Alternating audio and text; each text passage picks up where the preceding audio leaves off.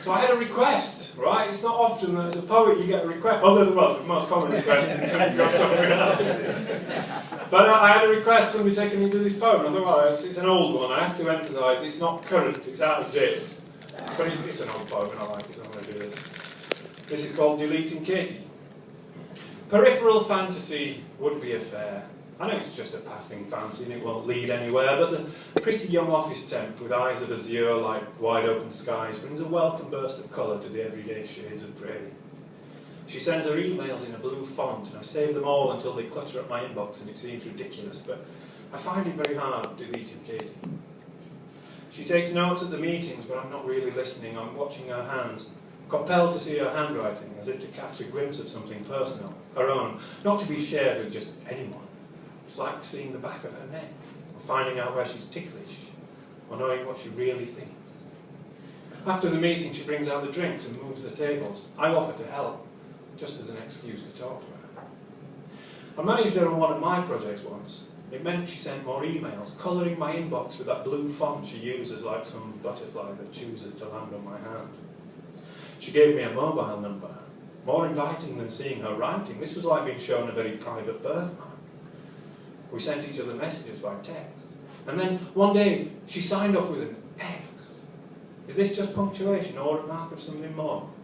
I don't know why I even keep this on my phone, but I find it very hard deleting Katy. Katy left to do her teacher training. She told me she was leaving in an email. You could say that it came out of the blue. We said we'd get together and maybe go out for a drink or something just to say goodbye before she went. After all, we were friends. I sent a cautious text at first, just saying, how are you? And she replied that she was fine and sorry that she hadn't been in touch. So much to do. So I followed with an invitation to meet up and do something sometime, but to this there was no reply. Now, when you're the one who sends the last text, it does leave you wondering where to go next. You don't want to seem to be overly keen. It's best to play it cool. But I know what I'm like, and I'm likely to send another text, one that I'm bound to regret. My only safeguard from the inevitable is to do the unthinkable. Names, search, J, K, options, delete. Delete Katy? Okay. But I find it very hard deleting Katy.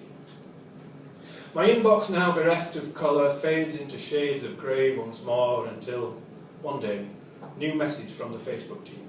Katy has added you as a friend on Facebook. To confirm that you know Katy, follow this link. Click. Katy and Richard are now friends. And now I can see pictures of her any time that I like. I can see what her friends say and read her replies. This is like finding a diary or a photo album or anything else she might hide underneath the bed. It's an invitation into something much more deeply personal than her handwriting or the colour of her font. And this she sees fit to share with everyone. Today, I am deleting Katy.